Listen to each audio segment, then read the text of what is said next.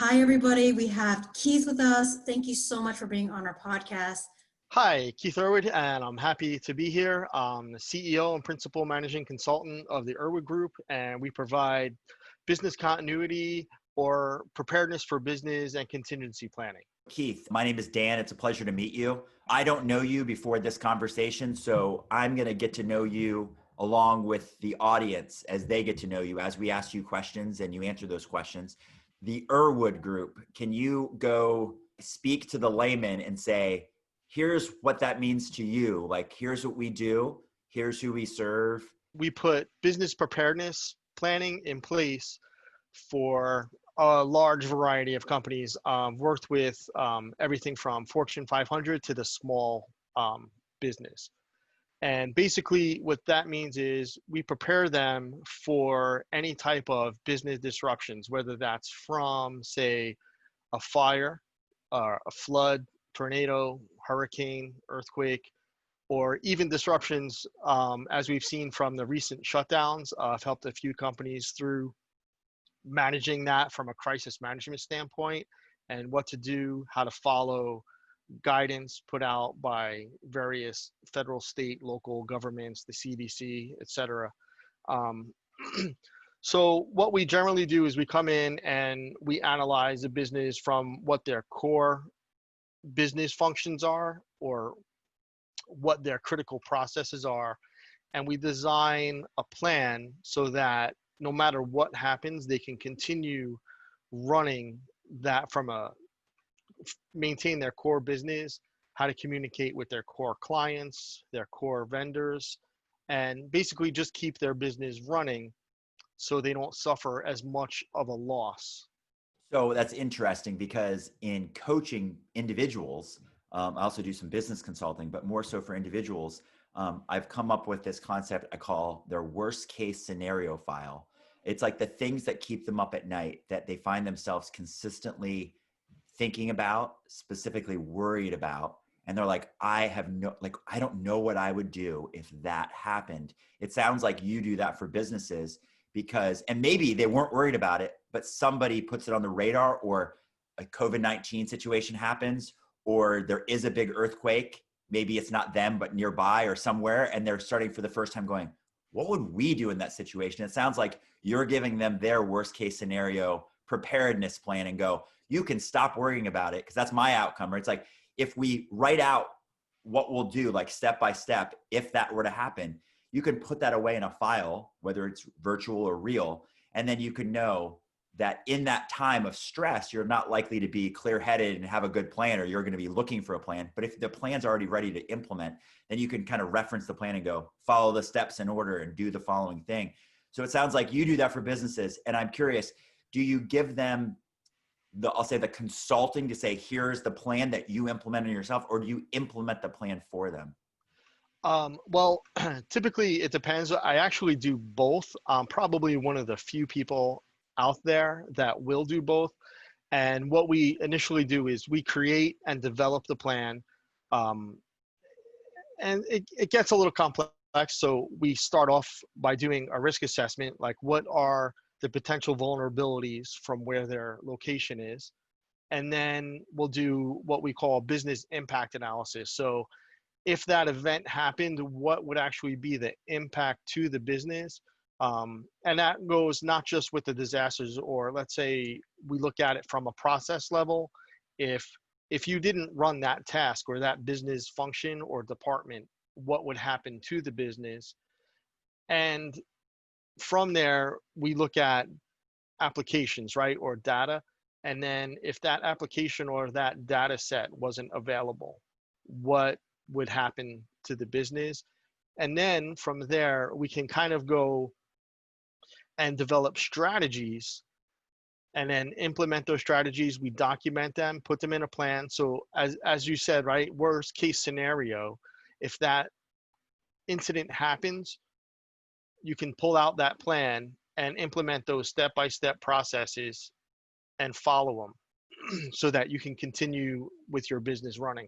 A lot of that has to do with communications and maintaining that client relationship, making sure your clients know hey, I had to relocate over here, making sure your vendors know if there's going to be deliveries, things like that, all the way through of how to run and complete different tasks. So for instance, payroll and finance and making sure your employees get paid, and how to follow up with all those different processes that take place on a daily business level, but which ones are key core components to your business so that you maintain that.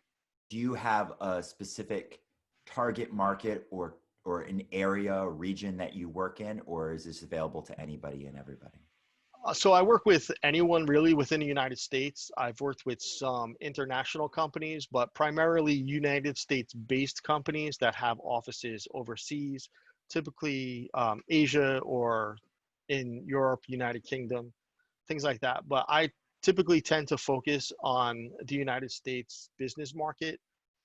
I do have, I haven't launched it yet, but I have a special program that I'm working out now for small and mid-sized companies, so that rather than the typical cost, let's say to hire a consultant like myself, for them is around about $20,000 to $30,000. So what we're doing is putting kind of a do-it-yourself course where they can learn how to implement all these strategies on their own and still get consulting hours built into that, so that we can help them with their strategies and planning out and doing exercises to test out their plans at a much lower cost. But then we also deal with very large enterprises, worked with some very big companies over the last few years, and we do everything with them from building out plans and strategies for specific business units, all the way through doing disaster recovery, planning, audits, and tests.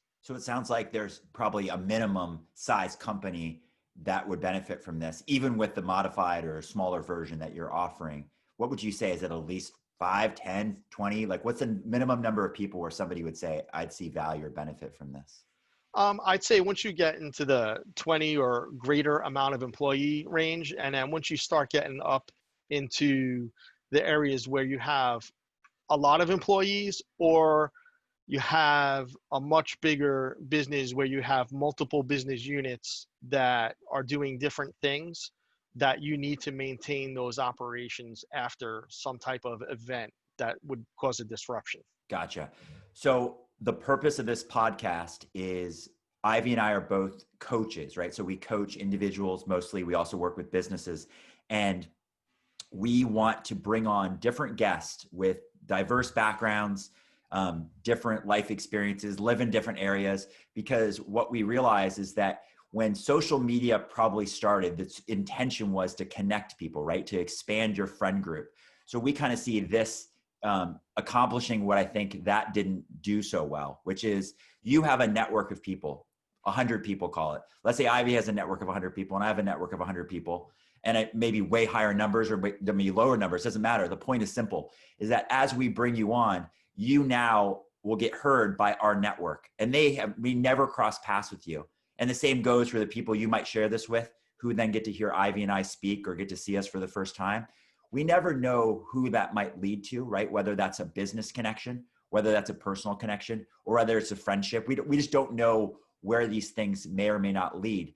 So, but if we have an overarching theme, it's by hearing people answer certain questions, they'll hear it sometimes in a unique way. So it's maybe something they've heard, oh, everybody says that, but you said it different. And that difference in the way you said it or the way you gave that answer, and because they connected to something in your life experience, makes them maybe take an action that could change their whole life. So we're really about helping people have principles and tools and coaching them to live their best life. So we're going to ask you a series of questions in no particular order, and they may seem all over the place, for the purpose of we just want to hear your answers, because in you sharing that, again, it may connect with somebody and may be a meaningful action for them. So the first question is this: if I was a genie and I could grant you one wish, what would be that wish? I'm going to give you a couple rules. One is you can't wish for more wishes, and you can't wish to become the genie or the wish giver, because that's cheating the system. So this is more inclined to understand if there's been something maybe that you once wanted to have or pursue or do, and maybe you didn't, or something that you think like, I could still do that, but the probability is kind of low, or it's not a good time, or whatever else. But as a genie, I could just give it to you. I could grant you that wish. What would be that wish for you and why? Definitely more time, mostly because there is so much in life that I would like to accomplish and I've been working to accomplish. And our time here and the time that we have and we're given is finite. We also never know when that's gonna end. Um, I'm keenly aware that, I could not wake up tomorrow morning or get hit by a bus walking down the street, even though, well, there's no buses here, but by a car or something else. But definitely would like to have more time in order to which to do the things I would like to do in my life. That is the one commodity that is so precious and very, very valuable is time. And once it's spent, it's spent. So having said that, what are the best resources that have helped you along the way? I started really time management a long time ago. I used to really be a very big, Franklin planner kind of a guy. I used to carry around my little booklet and carry it around everywhere I go, make notes. And I kind of miss writing down stuff like that. But today I just use my Office 365 calendar. I use it very effectively. But one of the things I do because of what I do is I also print out my weekly schedule, and then I still write on there. So that kind of gives me back a combination of my old and new school kind of scheduling. Really big on keeping track of my time management. I guess you can kind of get that, but really big in scheduling even my off time and time with my kids. Love spending time with my kids, and they're quite young. I, growing up, didn't really get to have a lot of time with my dad, so I kind of try to focus on spending as much time as I can with them. So speaking of time, what if I could give you all the time in the world, but you won't like this scenario? So what if you were sentenced to life in prison? And so meaning you knew you were going to be there the rest of your life, but here's the rule. They're only going to give you one book that you have in your prison cell. So that's the only book you can read the rest of your life. What would be the book you'd bring with you, and why that book? Well, I don't know if it would do me much good in prison, but I love the book Think and Grow Rich because I really get a lot out of it. I own several copies of it, and I actually have copies already in hardcover that I plan to give to my kids when they get older, and I listen to the audiobook. So every time I read it or listen to it, there's so much knowledge and wisdom there that I always find either something new that I missed before or another way to look at it. That is so awesome because that is also the book that got me started on personal development and that inspired me to invest in myself. My question is, what is your biggest failure and what did you learn from it? I would probably have to say if I went back in my life, the biggest failure that I had, so I kind of was always the smallest kid in the class, and I was very shy and introverted. So I kind of let people push me around a lot. And then I kind of flipped a switch somewhere, and then I kind of overcompensated for that and cut like a lot of people off as I was a young adult. But one of the things I kind of learned from and going through that was I also didn't do or accomplish certain things because of how I used to depend on other people and listen to them. And there were a couple of things that I wanted to do when I was younger, like my late teenage and early 20s, that when I spoke about it to other people, they said, that's a crazy idea, that would never work. And I made the mistake of listening to them, only to have other companies come out and successfully accomplish those. If you could then travel back, right? Like you could go in a time machine and you could travel back to your younger self, that person you just spoke of, and you could give them advice. Like you could tell them about what life's going to be like or something they should adjust or change, what would be the advice you'd give your younger self if you could travel back? I would basically tell myself that, not to worry, everything's going to work out and everything will be okay. And you'll be surprised at what you do accomplish. And the biggest thing I would tell myself would be just do it now. That do it now attitude is taking action. Wow. Speaking of action, what habits or beliefs have helped you most of your life? I'm a very big believer in myself. I've kind of had to depend upon myself and self-reliance. Like I would like to say, I had a network or mentor that kind of helped me out and gave me guidance, but I've always had to kind of learn things on my own, and basically through self-reliance and perseverance and just a can-do attitude that I can accomplish what I believe in, and just following through and doing that has been a really big thing of my life. You said you haven't had a mentor specifically, but it sounds like you're definitely a reader from the books you mentioned. So have you ever come across something, whether it be a book, a course, an infomercial, it doesn't matter, like some sort of thing where you thought, man, that seems exciting. But then when it comes down to it, you reflect back and you're like, that was not good information. That was not good advice. So you're trying to say to people like, don't fall for that, or don't be fooled by that information, so you can help them avoid something that you maybe fell into. This is really interesting because it kind of impacts on what I do for a living. And I don't know if either of you are familiar, but are you familiar with the book, The Black Swan? All right, so, the interesting thing is there's a lot of stuff in that book that is right, but so many people focus on the fact that everything today, like every crisis is a black swan, and that's not really the whole truth behind that. It's basically, right, a black swan would be, okay, a meteor is going to come and impact the earth tomorrow. Nobody's planning on expecting that. And a lot of people look at even the current events today, like coronavirus and everything else like that, that's a black swan. But in reality, it's not. People have been, I myself have been preparing businesses or large businesses for pandemic type incidents for well over 10 years. I would say people weren't as prepared as they should be. People kind of, especially in emergency management, kind of took a step back and being like, okay, this stuff, it's not going to happen. Or every time we do have some type of pandemic come out, it's different in how the disease interacts with people and how our response is different. The one thing I can say out of this whole scenario that would be black swan like is the unprecedented impact of shutting everything down. That has never really been done in the history of the world.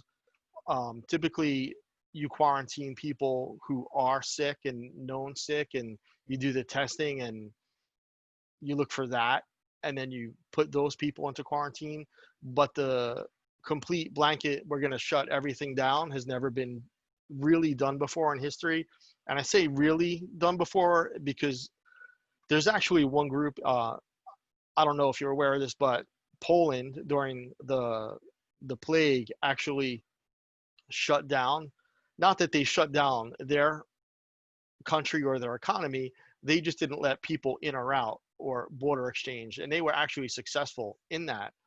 But the complete shutting down and not having the economy moving has never been done before.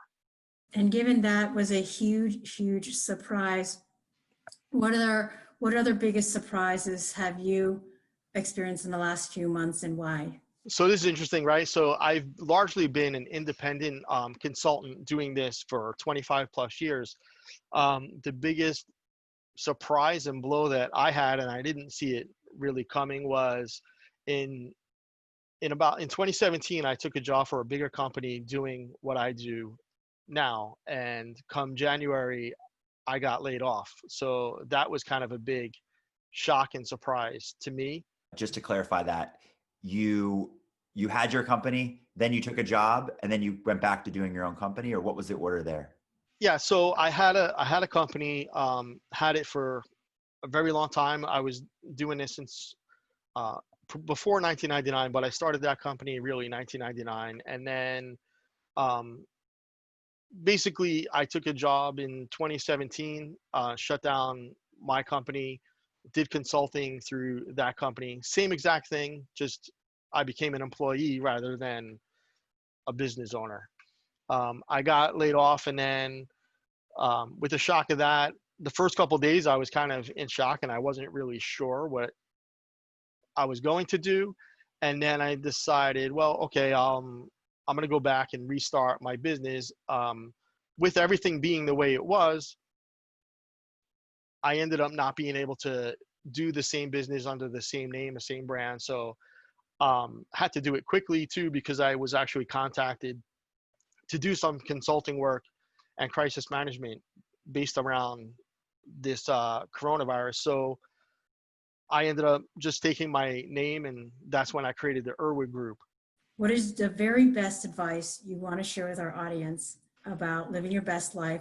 My very best advice would be believe in yourself, believe that you can do it. And the most important thing is when you have an idea or when you have something that you want to do or accomplish, even if you're already a business owner or employed by someone else, if there's something you want to do, just go out and take action and get it done. Was there any question that, or just information you wanted to share that maybe we didn't ask you the question? You're like, why didn't they ask me that question? What was something like that for you? Why do I do what I do? Right. So I kind of usually end up telling people at this point, my life has kind of come full circle. When I was a kid, my most favorite thing in the world to do was when there was a state fair, and I was originally from New York and went upstate New York going to the fair. I would always run over to the civil defense area, right, and grab all the information I could on planning for nuclear and biological attacks and tornadoes and hurricanes and everything. And I would sit there and read that stuff for hours. Um, Long story short, I went and I kind of worked for New York City EMS, and then was involved with all these disasters. And I was actually started my company in the 90s part-time, and it was out of computer networking, and I was working for a computer shop, and I ended up doing some work on my own, doing backfill for other computer businesses that they basically like get their backfill. If they got busy, they would call me up. And I started specializing in recovering people's lost files. And back then it was really easy to do. And I ended up going in and had an attorney as a client, and that had happened, recovered their files. And he had asked me, well, hey, can you kind of help us put something in place so that this doesn't happen again? So that's how I got started. And then working for New York City EMS with everything that has gone on over the years. And then September 11th happened, and, you know, lost a lot of friends and coworkers. But even though that kind of impacted me a lot, one of the things that happened was a lot of businesses went out of business because they weren't prepared for what happened.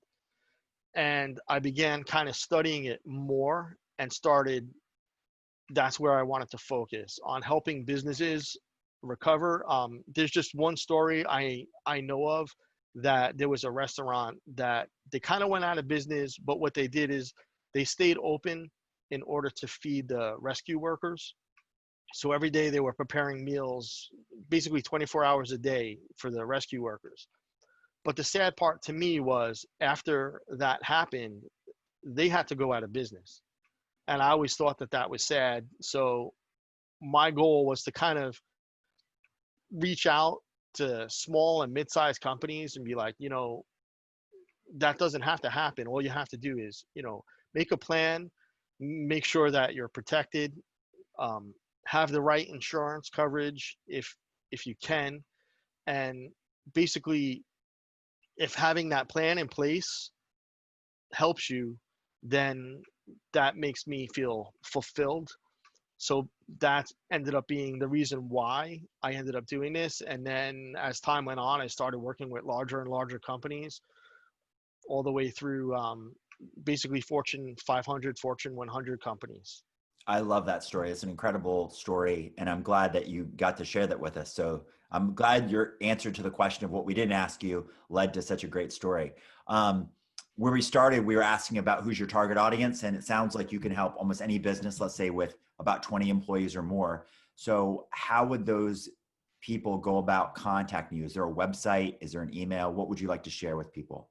Yeah, sure. I have my own website at the Erwood Group. So if you went to erwoodgroup.com, that goes right to the website. And then if people wanted to connect with me on a personal level, they can find me on Facebook or LinkedIn is the best way to find me. And my name's fairly unique. I'm the only Keith Erwood out there alive today that I'm aware of. Thank you so much, Keith, for sharing. It was great to have you on a podcast, and I hope you enjoyed it. And that's it, everybody. Thank you all.